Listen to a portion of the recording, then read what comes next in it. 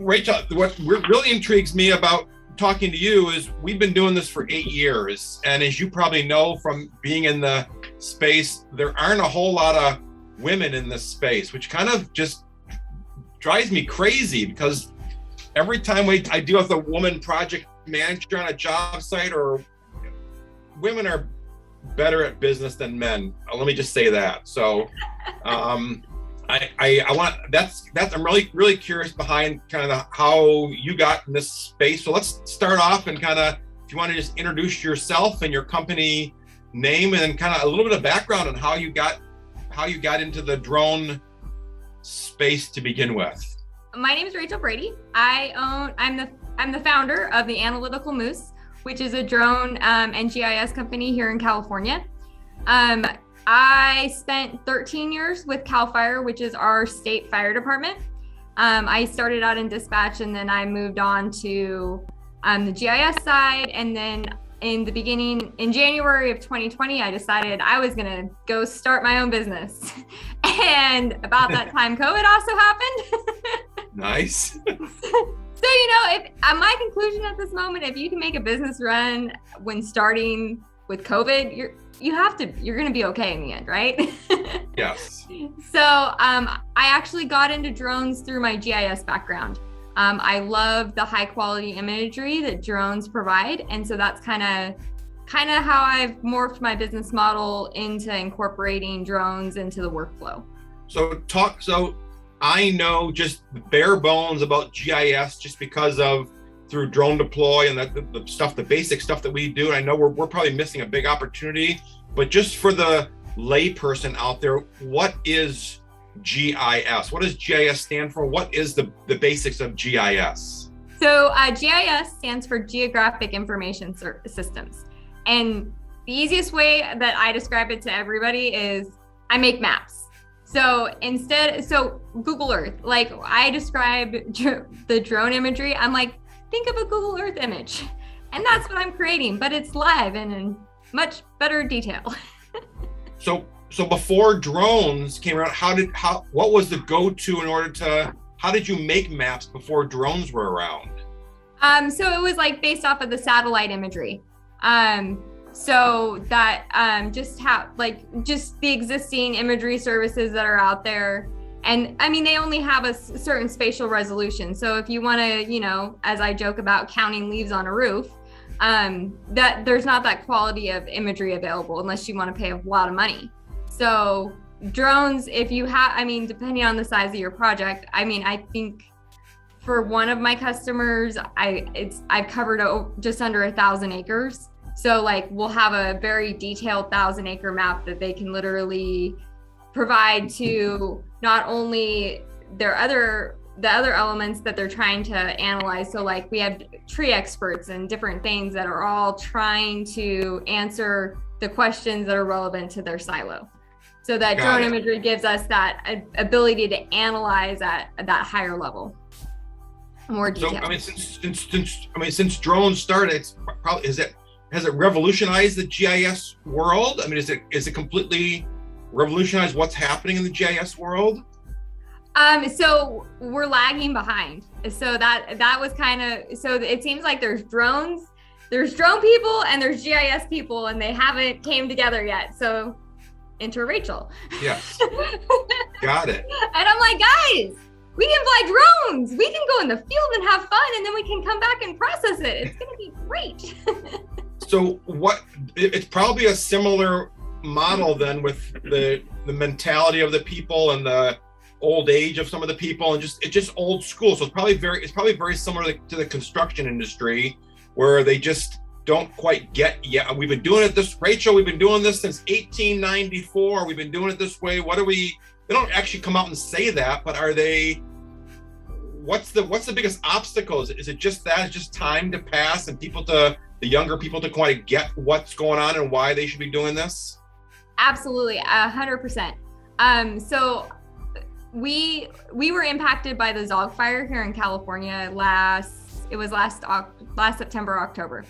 And so right after the fire, it was said to be caused by PG&E. So a bunch of lawyers came to the neighborhood, right? So you have all these lawyers running around, and before that, I had posted on my Instagram feed of, if you guys need post-fire pictures of your property, video, imagery, just call me. You guys, like, this is my neighborhood. Like, you call me, I will come do it for you for free. Like, there will be no money exchange. Like, I'm here for you. I like for insurance, like to show their insurance that they had total losses, that their trees are gone, that all these things have happened, right? It's to help them document. So the lawyers came in, and then one of them reached out to me and asked, hey, we'd like to, we love what you're doing. Can we pay you to do it on our behalf? And I said, sure, absolutely. Yeah. Right? Yeah. So I ended up flying for one of the lawyers. So every property that they signed up that had losses, I flew the property in high detailed resolution and provided them imagery. And so it was a way for their experts to have current imagery of what the property looked like, and they could compare that to pre-fire imagery from the satellites. And then it also provided them a detailed map to lay down on the table when they went to mediation or if they end up in court. Got it. So and like that lawyer was very open to it. And then some of the other lawyers are like, well, why would we pay for that? We can, get it through satellites. And it's like, well, it's not the same resolution. So I can take you down and you can see the destruction at a very detailed level versus a very pixelated level that you get through the satellite imagery. Got it. So this is a learning thing for me. So GIS kind of covers many industries. I mean, GIS can be used anywhere. Literally anywhere. Got it. So we're in the world of construction. So can you talk about the GIS in the construction world? Is that different in some way, or you're just getting a better view of the site in the construction site than the same thing just on a construction site? Yes. So one of the things that you can do is the detailed imagery. So you can lay out arrow points and you can have detailed imagery up to, I think it's like 1 centimeter of accuracy. So if you're doing a lot of land movement and flow, then you can go into great detail and show how you're changing the elevation on your job site. And then you can also monitor the construction over time. I think that's what we've been doing with some of those projects that I've been flying for you guys, is that monitoring of the project over time and being able to show the progress from when it starts to when it finishes. We've been doing this for 8 years. And what we're seeing in the construction space is the project managers, the superintendents, they all, if you were to ask them what does a drone do, they'll tell you, well, it takes pretty pictures on the job sites. And they see these pictures from, in their mind as well, let me send the drone up, we'll get a picture from the north facing south, east facing west. We'll get some basic pictures to turn in for our Friday morning meeting or what have you. I've been trying to get them to understand this is so much more than pictures. It's so much more than just that view. What are they missing as far as from the GIS side that we're not taking advantage of? What's, in your opinion, what's the biggest thing missing that these construction guys could be taking advantage of with the GIS and these high-res maps that a picture or a 30-second video is not gonna give them? The high-res mapping is like, not only do you have that Google Earth picture, but then you can do your elevations. You can show how you've impacted or how you met your environmental requirements. It's not just the showing of the construction, right? It's also how did you meet your environmental requirements that are on your job site? And you can show that you did because your runoff is going right. Your a high resolution DEM can show that you had your proper runoffs, that you've done everything that you've needed to do to meet those requirements. There's a lot of confusion, I think, in this space, even internally for us, having done this for 8 years. Do we need, in today's day and age, do we need to have ground control points? Do we need to have a PTK? Is that stuff all required? Or can we go out on a job site with a Mavic 2 Pro and just fly it, upload stuff to drone deploy, and have usable data for our clients? Or is there more to it than that? If it's a one-off, so this is how I describe it. If it's a one-off map, you can usually get away without the ground control points. If you want to be able to compare things over time, you need your ground control points. It's the different, so like I fly vineyards in Southern Oregon. So if I want to compare the rows every week when I go to fly, I have to have my ground control points in line, or else the corner plant, it goes from being over here to over here to over here to over here. And granted, it's not like when you're up a little ways, it's not visible, but when you're down trying to do precise analysis to compare this leaf to this leaf to this leaf over time, then that is that moment where you do need to have it. So with the construction side, if you're flying over and over again, then yes, the ground control points need to be in place so that your corners of your building, as you time lapse across, are always in the same corner and they don't shift around on you. So have you flown, besides the stuff you do, have you flown? Do you have a lot of experience doing construction sites? I don't have as much with the construction sites. A lot of my stuff has been post-fire assessments and the vineyard analysis. There's definitely opportunities in this space, and really any space. Like, I mean, think of you use your map to go everywhere, right? So if you can give better imagery and precision, it just goes so far.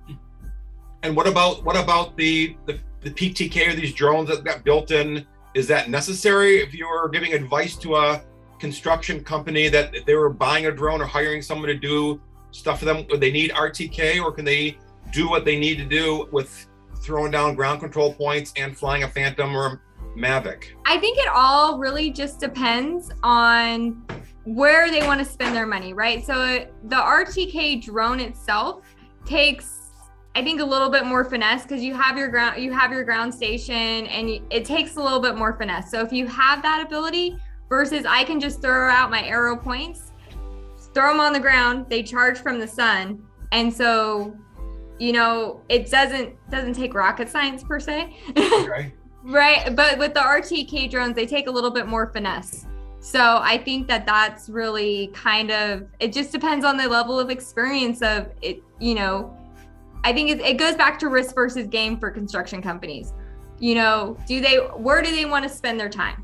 Where do they get their return on investment?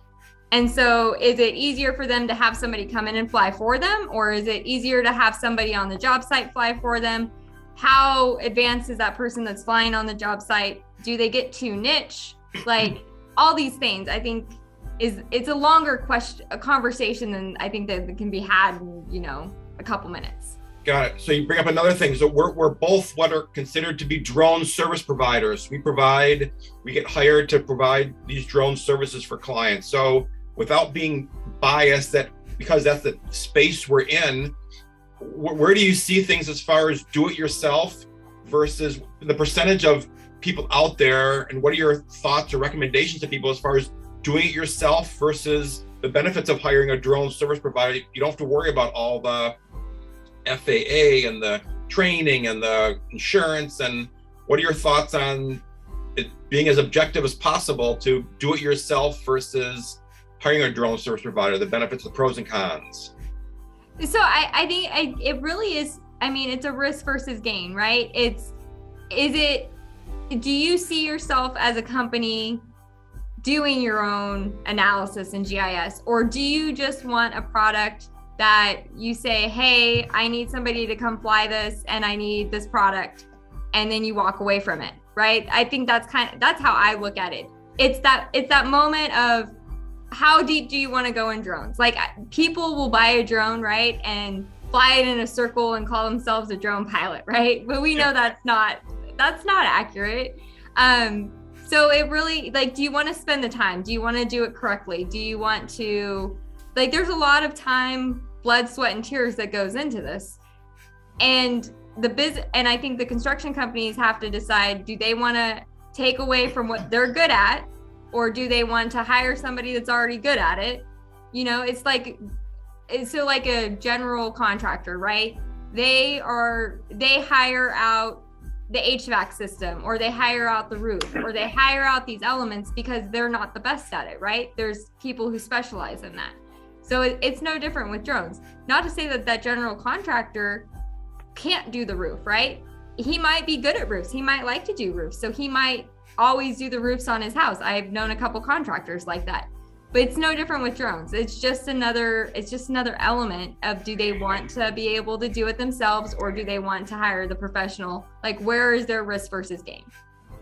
Yeah, and there's something about the the fun factor of flying a drone, that the superintendent says, oh, I got a drone, or someone else on site says, well, I can do that for you, boss, because it's a fun thing to do. But like you said, there's a difference between having fun and going out and flying and getting these pictures, and then what do you do with those pictures, and who's going to make the video for you on the team, who's going to analyze the data on it. It's so much more than just the fun factor of going out and be able to fly a drone. That there's so much more past that. So I think that's where people get lost all the time. It's not, I mean, yeah, I can go fly a drone in a circle and take some pictures for you. And I mean, I can hand it to my niece and nephew in the room next to me and be like, go take some pictures, and they'll fly around and use a whole battery, right? Yep. But they might not have anything that's really usable to be able to sell to be able to sell why you're good at your construction, right? But you know, when you hire a professional to help you with that process, we in essence guarantee that they're going to get what they need to be successful. And as we're talking out loud, there's literally two parts to this. There's capturing the data, and then what do you do with the data afterwards? So what do you do? Do you use the data do you clean the pictures up? Do you use the data to make videos? Do you use the data to make a panorama? Do you use the data to make a map? How do you analyze it? So there's really two parts to. And each one of those things that you just said, the panorama, you know, the map, they all have different requirements, right? So, you know, the skill set. Yeah. And like, not everybody has those skill sets. And that's part of the problem too, right? Like I can go take some pretty pictures, but somebody else might be really good at video. And it goes back to that hiring the like, not to say that the person on the job site couldn't be good at it, right? We're not saying that. We're just saying, is that what you want them to learn to spend? Is that what you want to spend your money on teaching them, right? They're really good at swinging a hammer. Do you want them to fly the drone? Yeah. Because now they're not swinging the hammer. Correct. Or driving the equipment, or operating the crane, or managing the safety aspect of the site. So, all right. Well, Rach, thank you very much. We appreciate it.